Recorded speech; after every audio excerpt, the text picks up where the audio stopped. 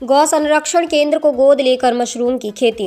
उत्तर प्रदेश के सभी जिलों सहित हमीरपुर में अन्य मवेशियों को संरक्षित करने के उद्देश्य से शासन की मुहिम कितनी असरदार है, ये तो किसी से छिपा नहीं है। लेकिन इसी बीच हमीरपुर से एक अच्छी खबर है।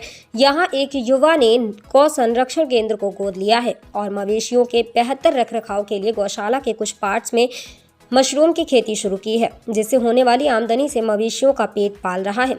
साथ ही कुछ युवाओं को रोजगार भी मिला हुआ है। खेत में खेती होना तो सभी जानते हैं, लेकिन अंधेरे कमरे में खेती है सुनकर सभी आश्चर्य में पड़ जाएंगे। आज कुछ ऐसी ही तस्वीरें आपके सामने हैं जो हमीरपुर जिले में मौदहा ब्लॉक के क्षेत्र में भैंसता गांव की है। यहाँ अंधेरे कमरे में मशरूम की खेती की शुरुआत की गई है।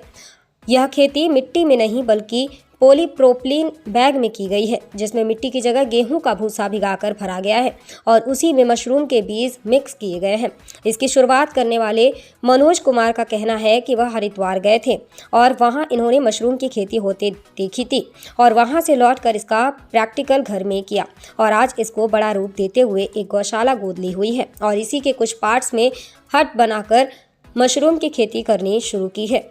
मशरूम की खेती करने वाले मनोज बताते हैं कि अभी जितनी पैदावार हो रही है वह आसपास के इलाके में सप्लाई हो जाती है और अगर कुछ बच गया हो तो उसका अचार या पाउडर बनाकर सप्लाई हो जाता है। मनोज के अनुसार मशरूम बेचने में 40% का फायदा है, जबकि अचार और पाउडर बेचने में 60 से 65% का फायदा है और इससे जो आमदनी होती है उससे गोद ली गई गौशाला के जानवरों का भूसे चारे का बंदोबस्त करते हैं, जिसमें अभी तक शासन या प्रशासन की तरफ से 1 रुपए की भी मदद नहीं है।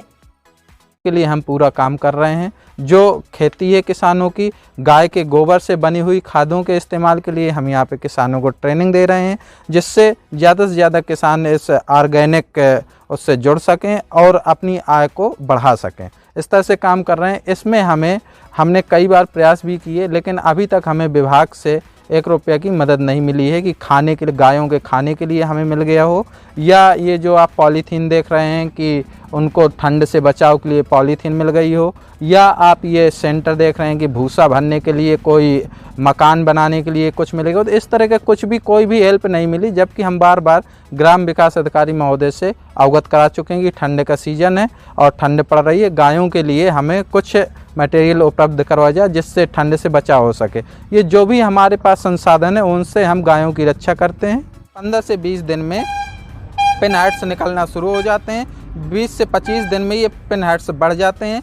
25 से 30 दिन में पिन हेड्स बढ़ करके छत्ते का आकार लेते हैं, जिनको हम तोड़ करके पॉलीथीन में पैक करके पैकेट बना करके मार्केट में बेच देते हैं। मार्केट में से अगर बच गया तो उसका हम पाउडर बना के मेडिकलों में सप्लाई कर देते हैं। अगर पाउडर नहीं बनाते हैं तो हम उसका अचार बना करके भी सप्लाई कर देते हैं।